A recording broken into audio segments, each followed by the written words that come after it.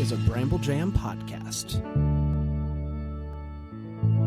Hi, I'm Bran, and I love Sign Still Delivered because it's always upbeat and a good time. Hey, it's Panda, and I like Sign Still Delivered because it's always upbeat and always a good time. I'm Dan. Sign Still Delivered is better than most everything on the Hallmark Network because, and I guess I despise it because it's always upbeat and always a good time. And this is the Deck the Hallmark podcast.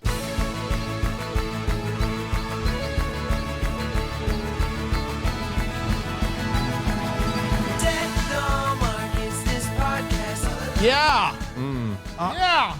If anyone should handle this week's episode of Not us. Sign Still Delivered, it is definitely the three of us. Nah, man, go listen to Deliver Me a Pot. Let's just take. What are we doing? Let's take the week off. Sheesh. Guys, we get the postable name. That's wonderful. Yeah. Let's just. We don't need to. The troops in Afghanistan, 9/11, bring it. This?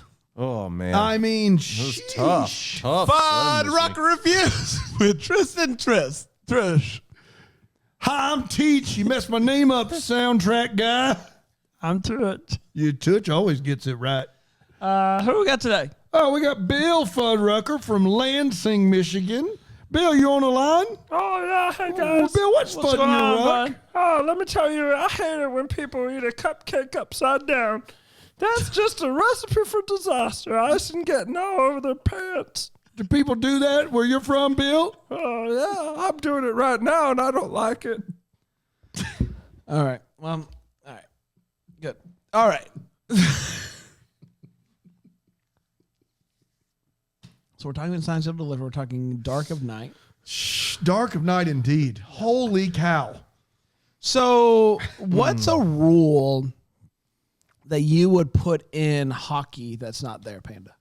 Oh, Well, how could you improve the game? man, I don't know. I'm not sure you could. I think what would be fun Here we go. is that there are no, like in overtime, they shorten the length of the overtime, like the 2-3 minutes, but they can't do an entire line change. The guys have to be out there the entire time, and you have to go out with your main squad. That would be fun to watch. They would be exhausted. I got one. Hear me go out. on. If any two people get in a fight, they have to stop and they have to do a Mighty Ducks trivia contest to see who goes in the penalty box. Yeah. And they call that segment Duck Dynasty. Did that just come to you? Yeah. Great. Just come While he to was you. doing that dumb overtime thing. I think mine. You're actually trying to fix hockey, which is wonderful. You don't need to. You can't fix what's not broken. Duck Dynasty. I mean, come on. Dynasty. Yeah. Guys, a couple of things really quickly. Go leave us a review on the Apple Podcast. Apparently, it helps. Yeah. Well, we've been taking on the chin lately. Not that bad. I mean, fix it for us though would be great. Hey, all you postables out there that love that we're doing this, we got this really kind letter. Was it? Oh yeah. Yeah, where is that thing? I don't know, but we got some. We got some Man, that was patches. super cool. Which I got to figure out. We got a letter from Mary Beth Rudzinski and all the other postables. She wrote us a very kind, long, handwritten, thought out letter. We read it before we recorded. It is wonderful, super sweet. And this episode is when they named the postables. Yeah. So we got these awesome patches as well. And so since you've done all this, Mary Beth, like just go over to the Apple Podcast and just throw that 5-star up there. You know, this is fantastic. The few, the proud, Really the postables. I love it. Gonna put it on my Letterman jacket. You have a Letterman jacket? I don't, but if you I will. had one. You will get one now. Yeah, for sure. Yeah. I'm trying to think of a good place for those. Letterman jacket. All right, guys, are you ready to dive into Sign Still Delivered? As ready Yes. as I'm gonna be. Yep, let's And you do know it. what? Before we do, people said this is the episode. There are a lot of people like this is the best episode of the TV show. Yep. And I was not prepared for the subject I matter. was not either. Can I be honest with you? Caught me off guard. And they've dealt with some darker material. So we're gonna do the best we can with what we got. This is like one of the. I feel like this. I got to give like the trigger warning, like they do on like NPR and stuff when you're getting ready to talk about serious things. Like, This episode's dark. Yes. If you have the kiddos in the car, maybe fast Yeah, forward maybe this not. One. Yeah. This No one pretty dark. yeah, we got the Fuddrucker stuff out of the way. So, That's right. for the kids. No more Fudd and Interrupt. The kids love. They love the Fuddrucker Fuddrucker review. Week. Yeah. The big Yeah, they really do. Science to Deliver. Dark of Night originally aired on June 8th. Hold on, guys. Don't turn it off yet. Kids, don't turn it off yet. Dark of Night originally aired on June 8th, 2014. And it went a little... 2014, the Dark of Night's a great time to dig into some ribs. Smoke 'em, fry 'em, slather 'em up good and nice. Ribbies here all night. Rib, rib, rib, rib, rib. Rib, rib, rib. Ribs, ribs. 2014, 2014. Rib, rib, rib. 2014. I've been working on that song. What do you think? I love it, Rick. Yeah, thank you. I'm I trying... love you, Brett. Thank you. I'm trying a new thing where I just kind of, You've had some problems with Ribby. I do have just It's some... Rippy. Don't get it wrong again, or we'll have a problem too, Panda. In Panda's You call me defense. Rippy. That's offensive. Rippy, in Panda's In defense. your defense, you've been better of late. You- In Panda's defense, nada. There ain't nothing in that column. You don't call me Rippy. You're a fella named Rippy You Who got likes it? ribbies? that eats nothing but ribs. What's So- hard to understand about that, I'm- Flapjack? He's got you there. He's got both of us. Yeah. Thank you, Panda. Thank you for coming back to my defense. I'm just out here shooting my shot, eating ribs. What shot are you shooting? The What one are that you gets trying me to that accomplish? bone of here? ribs, you know what I'm saying? That How many bone of ribs do you eat a day? It depends on the day. Like for Yesterday. instance, yesterday? Yeah. Well, yesterday was all you can eat ribs at Sally's. That's Sally. Yeah. So I had a day of it. But They don't you kicked have me your out. own rib place? No. I just eat the ribs. I don't know. I don't. Hey, I know it's serious. I'm going to try to get out of the way today. You just float me a nap. I'll be out. I'm all the way. Here you go, buddy. You got a nap for me? 2 Hey, weeks in a that's row. too small. That nap does not cut it. That's a fake nap. You threw me a half nap is what you threw me. Not a half nap. That's a half That's a nap. full size nap that Float somebody. me a nap. I don't have any You more. No. You have naps. So you're prepared. Don't the- act like you're not prepared. So the wet naps that people have You're a mailed wet nap in, Boy Scout. Be prepared. the wet naps that people have mailed in are not big enough for you. That's a fake one. It's not a That's a fake one. fake nap. What do you mean it's a fake one? It's a fake nap. You've driven a bit. Having I looked, take ribs seriously. having looked at it, I think it could be a fake nap. You're tough. And the guy that called Panda, me Rippy. Panda. Come on. Could be a fake nap. 2014. I want a little something like this. You're a wet nap Boy Scout.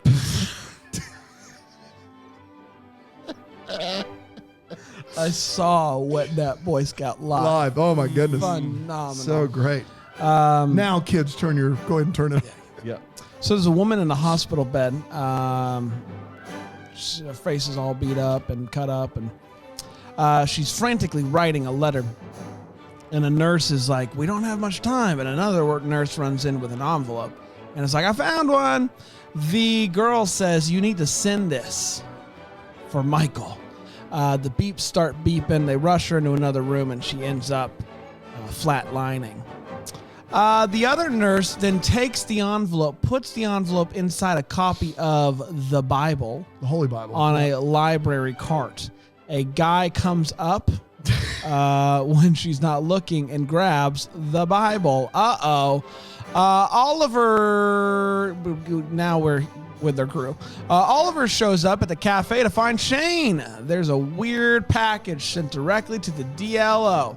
Inside, an old Bible and the envelope. The envelope has been scribbled on a bunch, and the address is covered up. They open it, and it says that it's not what it looks like. She is to tell them the truth before she lets them operate. Cut to the hotel. Flashback. A guy named Michael is having a business meeting, and he notices his wife is there with his best friend, who's also her ex-boyfriend, I suppose. He gets mad. He leaves. Cut to them in the hospital emergency room. His wife is on the hospital bed. She asks how Abby is. He explains that she needs blood, but his blood doesn't match. He gets real mad, storms out. She then explains in the letter that he's not the father of Abby and that she's sorry that she never told him, but it's also not the other guy, the best friend. They were just planning a surprise party for Michael. Oliver stops reading because that's enough. He doesn't need any more. He can call up the hotel and ask about a canceled party in 2004. But Shane convinces him to keep reading. They need to make sure that they tell Michael the truth, the whole truth, and nothing but the truth. Cut back to the story. It's the night before they got married, and she goes out with her friends, and she goes to the bathroom. A guy follows her, threatens to kill her if she fought him, and you can fill in the rest of those details about what happens after that. But she ends up getting pregnant, and she decides not to tell anybody about what happened, and the guy ends up getting arrested for a different assault case. So while Michael may not be the father, he has been Abby's dad for her entire life. They do some digging, and they figure out that Michael is who Michael is, and they mail it off. Some days have passed and the gang can't get over this letter, can't get over the story. So obviously Shane goes to Snoop, and turns out Michael has not read the letter yet. He gets it, and he goes to read the letter in the cemetery at the gravesite of his late wife. She follows him, watches him read the letter. He cries, and he says, "I'm going to kill him." So she runs back to the DLO, tells the group what she learned. And so they're like, "What are we going to do now?" And she's like, don't look if you don't want to, but I'm going to hack his computer and watch everything that he does to make sure that he's not getting ready to kill the person. But he finds out that the guy is up for appeal, so I think he might be planning to kill the guy. They take this info to their boss because clearly they are above their pay grade here. This is Shane's friend, who's now their boss. And they basically get a new. They're going to create a new task force called the Postables, which basically just lets them do whatever they want to do the things they need to do. So basically, what what Shane was doing, but just like approved. So they run to the appeals case. Michael is there. He's snuck in a gun, and they tell him right before. Basically, they're about to make this case. They tell him that they know that what he wants to do. That he has a gun. They have another plan. So after court, Michael goes to meet the guy in jail. Tells him that he has a daughter who needs blood, and at first he's not all that interested in kind of hearing a kidney. Yeah. Yep. Yeah, kidney. Sorry. Yeah. Because they didn't get right. Than blood. So basically he's just like, whatever, this is just somebody that's needing closure again, whatever. But then Michael really starts to make the appeal, and there's something that Michael says basically like how many guys get to actually do something good, and the guy basically ends up saving her life. So mission accomplished, and the post office throws a big party to honor the Postables, and they end up giving all of them the highest honor given to the U.S. Postal Service worker, just like Oliver's dad was given the Dark of Night Award. And that, my friends, was signed, sealed, delivered, the Dark of Night. We did it. Let's take a quick break, and we'll be right back here on Deck the Hallmark.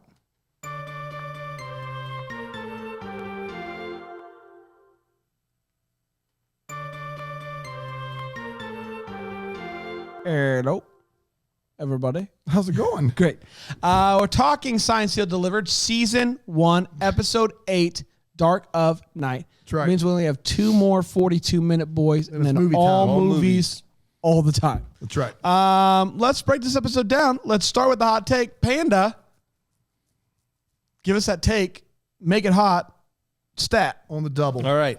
After last week's episode, which was not awesome, this week was,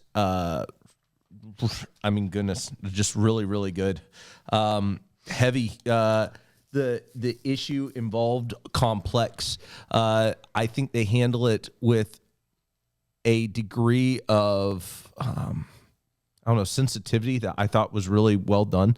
I am impressed that they would tackle the subject matter. I'm impressed that they would tackle it with, the way they did. And I think for the most part, they did a really good job of not pulling their punch on any part of it. And I think they do a good job with this. It's heavy. I mean, it's a heavy episode. It's a hard to watch episode.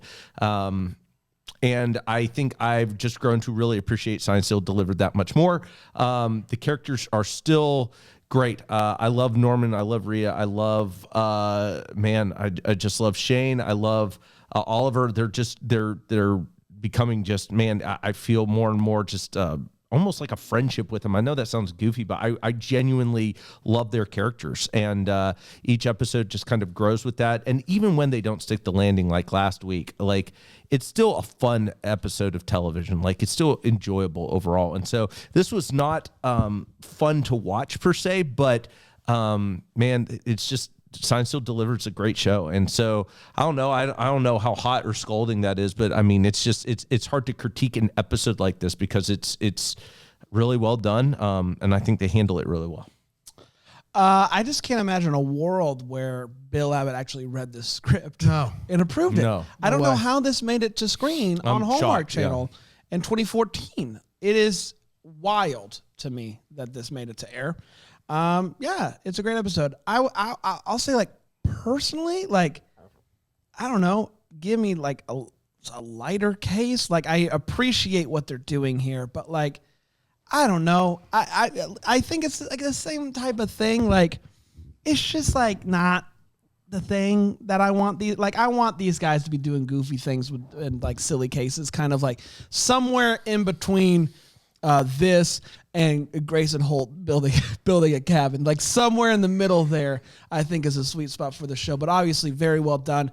Kudos to them for tackling this, and we got some serious forward progress. I appreciate that they're basically like, Shane's doing too much. No, he's hacking into computers. We actually have to do something. Yeah. So thank you for clearing that up and finally making that no longer a problem, because now they can do whatever they want to and spare no expense of the USPS funding. That's right. So yeah, obviously great episode. Great episode. I think the reason why I'm okay with this being as heavy as this is one season of television. Like they have one shot to.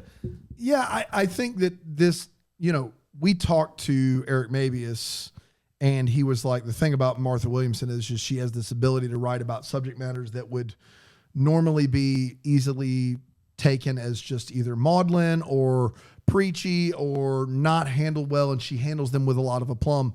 And this has become the norm. I mean, what they do in this episode is individually probably darker than anything we've done. However, I mean, let's be very clear. They've done a 9/11 episode. Yep. Right. They've done an episode about, bombs, IEDs going off in Afghanistan. They've done an episode where a dad, gets in a fight with his son. His son dies. So it's not like they're wading into, I would say, necessarily deeper water, darker water. Yeah, tougher to talk about, sure, but from a standpoint of how they handle it, I think they handle it fine. I think that this does a couple of things really well. It is hard to talk about, I think, in what we do on this show. Yes. But a couple of things that I really appreciated about the episode. I if I'm ranking the season of 8 episodes, it's probably not in the top 3. It's probably 4th, I think. I don't know. It may be 3rd. It's probably 4th. But I mean, the idea that life is sacred and fighting for the sacredness of life is really cool in this. And then, like, really, without saying it, portraying how important it is that victims of sexual assault should come forward and speak out, and point to their accusers and how we've not created a great environment for that to happen. And it's much easier to say nothing. Like, they kind of quietly do that really well in this episode. And so, yeah, those aren't great deck to Hallmark topics, but they're handled with aplomb here. And Kimberly Sustad is a really good performance. I thought after we get that bombshell, though, the episode kind of doesn't want to put too much mystery in there because you're dealing with that bombshell. And so they kind of pull their punch on everything else. And then I also felt like for him to finally get this award, for them to tack it on the end of this episode was, in my opinion, not great. Like, it wasn't a great time. He talks about this thing earlier and how much he reveres this award and what his dad did. And like, this is a big moment for Oliver. And literally on the Hallmark Movies Now app, which is a terrible app, the screen is already fading out as it's counting down to the next episode. Like, you don't even get really his full, like, it just didn't really land. And that moment would land, I feel like, in another episode. And so that was disappointing to me. I felt like that the bombshell of the subject matter overtook the fact that there was not as much of a mystery at play. But yeah, appreciate the aplomb in which they handled a very difficult subject matter. So God bless them. I mean, if you consider also, I mean, this is like way pre-Me Too movement. Like, yes, I mean, it's shocking how well that they would even talk about this subject Correct. matter. I mean, it's just, it's an impressive episode within its context too. To be fair, and I want to be clear on this, they did that instead of having some substance for the Postables to do, and I'm fine with that. I would rather them get that right than have the Postables go on a really cool adventure. Right. Yep. If you're going to have that as subject matter, I'd rather you get it right. Yep. But from a standpoint of reviewing the episode, it doesn't leave the Postables with a lot to do aside from be as solemn as they possibly can. Yeah, exactly. Jessica in the chat, I don't know if this is true. I don't have no reason to doubt her, though. She says this was supposed to be the first letter story of the season, and Hallmark wouldn't let them do it. No kidding. Yeah, I wouldn't have let them do it either. First smart season. idea. You kidding me? Let's do all the feels. Shall we talk about what it gave us feels? Panda? I think the scene where he's actually confronting the prisoner for the very first time, and he pleads with him almost. That's a tough scene for me to watch. That scene, though, feeling that sense of helplessness against a guy you at the same time hate, and the way they handle that scene, man, that was just that was really good for me. I just thought that was really well done, and I think I don't know the actor who plays the husband, but to me he crushed that role. His beard looked fake, but I think he was doing a good job in there. His beard was fake, but his performance was not. Yeah. That was the scene for me. Guys, Norman's growing on me a whole lot. When he walks into that party in a suit and sunglasses, works for me. Thought it was funny. I appreciate his commitment to the bit of a news task force. Yeah. Good on him. Made me laugh. Yeah. I tell you what I appreciated most about this episode is Martha Williamson clearly is a person of faith who is, in my opinion, trying to make a point about how important and wonderful life is, because what she does is she juxtaposes the baby that wouldn't have been wanted with the guy that committed the unwanting crime, and she shows you how important both of those lives are. And I literally you get to see a dad talking about a girl who's the product of a rape, and he's crying like it's his own kid and pleading with the guy that committed that crime because his life is needed too. And that, to me, look, this is not going to be an episode I'll ever watch again, but to foul pole, right? When we talk about life and how we care for it, to foul pole, give us those two depictions and their importance is impressive on any network at any time in the history of TV. To do it on Hallmark in 2014, God bless you. I can't believe you did it. And it probably goes over the head of most people watching, and they don't put that together. That would be my guess. Not because people are dumb, but because they are tuned into Signed, Sealed, Delivered, and they just got hit with the uppercut of the message of or the topic that they're going to be covering. But I had to think about it a while, and I was just like, that's really great. That's really powerful stuff. And so that gave me feels. There you go. Let's take a quick break. We'll come back with the Wait What part of the show here on Deck the Hallmark.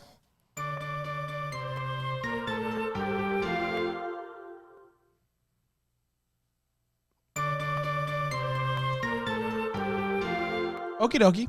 We're back. We're talking about Signed, Sealed, Delivered, episode 8, Dark of Nights. The Batman. I'm just going to hang out here in the dark of night. You sound more menacing than Pattinson sounded as Batman. That's true. Hi guys, I'm Robert Pattinson. Somewhere in between those two. Hi everybody, I'm Robert Pattinson. I'm the Batman. Just talk without a British accent, but like Robert Pattinson would talk if he's just trying not to make a fuss. Hey guys, it's me. It's Robert. I don't think we're getting there. And I'm the Batman. And I'm the Batman. Back off. Don't look at me in the sun. Let's do a what's. Panda? Shane hacking into somebody's computer is just wild to me. She's crushing it over there. I mean, come on, guys. Right? You got a tight 10 on this? You seen this, Shane, everybody? You seen this? Oh, yeah. They're very... Come on, guys. Am I right? You don't have anything. You don't have anything. The other thing, the thing I would have, not only that with her hacking, but the one thing that I just don't understand here is you typically, whenever you are logged into the same like browser, logged into somebody's password on something, you don't see where their mouse is going. That's on not the what other they side did, of the though. screen. So what she did was she hacked into his IP and was now viewing his screen. Oh, Didn't just hack into his email. Yeah. Hacked into his direct actual computer. Actual screen. Wow. Yeah. That's next level. That's next level hacking. I think what they're doing here, the reason why she was able to do it is because they were both government officials. And so in theory, they're both under the same server. Is anyone else though concerned about the kind of their freedom now that they have? Like this is, we've talked about some postal workers, Panda, and I think just listening to some of the ones we've talked about, you would say maybe not Fort Knox. and that's true. Yeah, that's fair. But they're very inconsistent about Shane's abilities. She's somewhere in between like me. That's right. And James Bond. And right. like Elon Musk or something. Yeah. Like, that's just doing crazy tech stuff. Like somewhere I in between. appreciate, like you said, like they're just like, oh, she can do all this stuff now, FYI. It was like they got to this point and they're like, okay, well, she's gonna hack in That's right. to his computer. So I guess we just need to give them the full Monty. Like, what can we do here? I just gotta say it is a mistake to put the letter of all the books on the shelf, to put it on the most famous book of all time was a mistake. Was a mistake. Could have put it in literally any other book, but you chose the most popular book ever published. That's right. So The most published book of all time. That's right. but to that point, I have questions about how it happened. So me too. Some guy takes the Bible, gets the letter, and this is how I imagine it happens. Slowly over the course of 18 years, like she's an adult now. Yes. Abby's an adult now. At that point, she was 7. So probably many years. Yes. Over a decade. Many, many, many, many people in the hospital system have taken this Bible and opened it up and found an envelope addressed and not stamped, addressed, And they never sent it. and they've just all scribbled on it. My big one. No, it was that old man took it.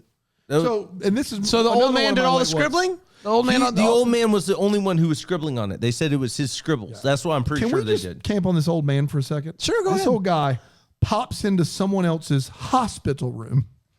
No. She was out in she was out in the hallway with the cart. Goes up to the cart, looks around, and steals the Bible. They allude to the fact that he is not completely there. It's a hospital. It's not this is an intensive care unit. Right. There's not randos walking around it of any sort. Right. I think he if had somebody is like not all dementia there- or if- something like that. But that guy wouldn't be on the ICU. If something happened, he would be. He wouldn't be cogent enough to walk around in his hospital gown. Maybe, maybe not. You don't know everyone's story. For me, it's like this bro comes up and he's just like taking this Bible, got him. But then what happened for years? Yeah, I don't know what happened either. I don't See, I thought that it was being scribbled on like added on. Every time someone takes the Bible, they open it up. Oh, like when you go to a public bathroom. No, it was the old and you man. all like add a little something. Like a little graffiti to it each time. I think the old man just had, and he was just doodling on it. Either way, I'm confused about how it possibly took. And then that long. who sent the Bible along with it? Like somebody was like, I This guess is an important part to the Postables. Doesn't make any sense. And guys, I gotta be honest. I still don't understand what a postable is. No, I don't understand the meaning. Yep, that's fair. Everyone was like, "You're gonna get it. You're gonna get it." I don't get it. I don't get it either. They all were sitting there throwing out names, and Rita says the Postables. I don't know what that means. I don't know what it means. Yep. So somebody could write me a dissertation. We are no closer to understanding what a postable is. That'd be wonderful. Than we what were it means. before we What watched does it the mean? episode. That's right. Yeah. Is it like a postable? Like they call those like the little yellow things postables. Post-it? Post-its. I've never heard of a postable. Dynamite. Like I've heard of post cereal. I've heard of Postmates. I've heard of Post-its. I've heard of PO. So like in Postables, the PO is always capitalized, which that's nice, but I don't know what it means. I don't understand. Set us straight, please. It would make more sense if it was like postageables. Sure. That's terrible. Yeah. Go ahead. I only had two other ones. When she's like, "Oh my gosh, we'll call it the Postables." Norman gets very excited, and Oliver gives a look like it's maybe the worst name he's ever heard. He's like, everybody's excited, and he's like, "Yeah, I think we can do better than this. I think we can do better." But he doesn't say it. He just kind of stays quiet. Yep. But in the courtroom, where they're seeing if they're gonna let this guy go early. Neither lawyer, the commitment to never lawyering and where anyone can hear you is impressive. The judge comes in and says, "Mate, can you approach the bench?" They both approach the bench. Comes back, the lawyer looks, and then like, is it Rita? One of the characters gives them all this legal advice. Rita does. It's like, hey, in this, there's precedent in this in 1989. And the lawyer should at that point turn around and go, "Your Honor, there's precedent here." And instead he's like, "I need to approach the bench." They're going to do this whole case just with the judge and for nobody else to hear. They just keep going up there. Like, is there something where we just couldn't have them actually be lawyers? Is there a reason they couldn't give statements like lawyers would do? It just seemed very unconventional.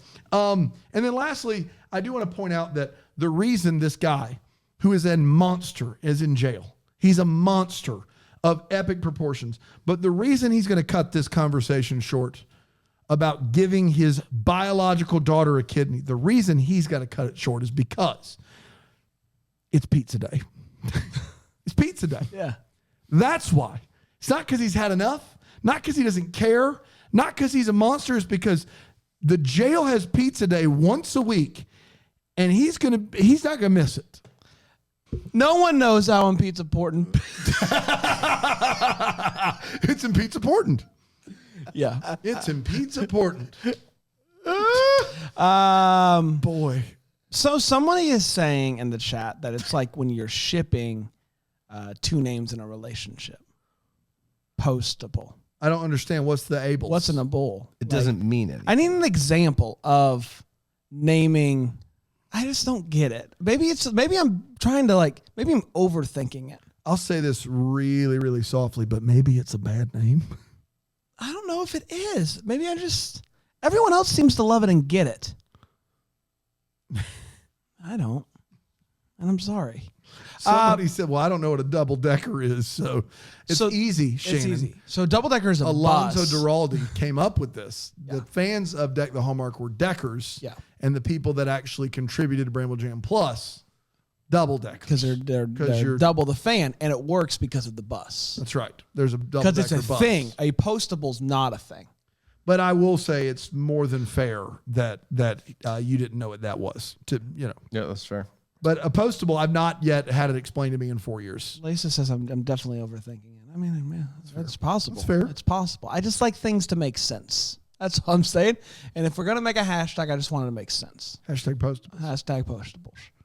Hashtag what's rucking your FUD? Guys, is it time for the Postal Worker of the Week? Yeah, I think it my is. gosh. This is so exciting. Who do we got today, Dan? We've got Dizzy Jams. And that's his real name, Dizzy Jams. Yep. Yep. Yeah, Trace, Dizzy Jams. Yes. And Boise, Idaho, from what I understand. So Postal Service number 65,000. Sheesh. 65,000 Dizzy Jams is who we have. Yeah. Panda, what do you know about Dizzy Jams? Based off of just a little bit of what I've looked up, he enjoys tracking things, but specifically he enjoys tracking not just packages for people, which is good because that's his job, official tracker. But he enjoys tracking yachts, and specifically Disney yachts. Okay. That's He enjoys. So when you say he enjoys, it sounds like it's more of a like a hobby, but not a productive one. well, the way he's kind of taken it to the next level. What he enjoys doing is he enjoys actually going out and looking for it. He tracks it. He goes out on the high seas to look for Disney yachts. Yeah. What does he do while he's a? How does this apply server? to his work? Well, because normally he's the official package tracker. The thing about, and I don't know if you know this, but the thing about the post office is they give every package a tracking number. They don't have someone that just sits at a desk and tracks the packages are all being tracked by the numbers. And When this they is scan them in. That's how they track it. right, sure, but I don't think you understand. How this works. Maybe I don't. The way Dizzy relayed it to me was that there's one big monitor that tracks all mail all the time, and he's watching it all. And he just can take it in? Is he like a savant? He might be with a name like Dizzy. So Dizzy But he tracks enjoys- all day, and then he gets off work and he tracks all night. Tracks some more. So what does it mean he tracks the boats? He takes his little speedboat out, and then he just he starts sniffing around, and he finds it. He sniffs around. Does he know like a general vicinity of where it's going to be, or he just goes out cold turkey? Cold turkey every time. Unbelievable. I know. How often is he finding the boats? So far he hasn't. Yeah, there it is, there it is. But he's. I really appreciate his willingness. I think we all do. Yeah. We did, everybody. Congratulations. We're going to be back next week with another exciting week of podcasting. Yeah. But until then, maybe we're the first to wish you a Merry Christmas! Deck the Hallmarks of Bramble Jam podcast. It's presented by Philo TV. It's produced by Brandon Gray and recorded live in, Greenville, South Carolina. Set decor is by Plum at Haywood Mall. For more information on Deck the Hallmark, you can go to deckthehallmark.com. For more information on Bramble Jam Podcast Network, you can go to bramblejampodcast.com.